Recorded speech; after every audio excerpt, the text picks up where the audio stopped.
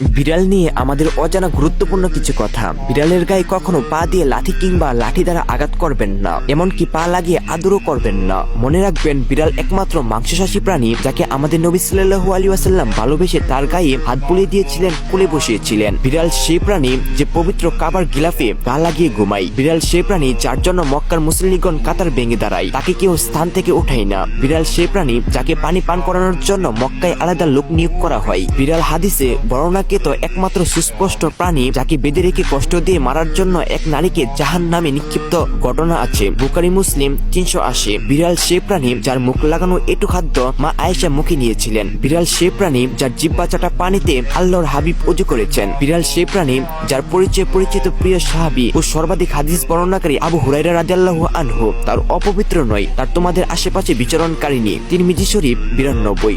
খুব কষ্ট লেগেছিল তখন যখন কয়েক বছর আগে দেখলাম বিড়ালকে ব্লেন্ড করে মারা হয়েছে। রাসূল সাল্লাল্লাহু আলাইহি ওয়াসাল্লাম কুকুর এবং বিড়াল বিক্রয়ের ব্যাপারে নিষেধ করেছেন। তিরমিজি 1279। বিড়াল ও কুকুর নিয়ে ব্যবসা করা সম্পূর্ণ নিষিদ্ধ। বিড়াল কুকুর কেনাবেচা করা হারাম। রাসূল সাল্লাল্লাহু আলাইহি ওয়াসাল্লাম বিড়াল আহার করা ও এর মূল্য বুক করতে নিষেধ করেছেন। তিরমিজি 1280। বিড়াল গড়ে থাকলে নামাজও কোনো সমস্যা হয় না। রাসূল সাল্লাল্লাহু আলাইহি ওয়াসাল্লাম বলেছেন, বিড়াল নামাজ নষ্ট করে না, কারণ তা ঘরের জিনিসপত্রের অন্তর্ভুক্ত।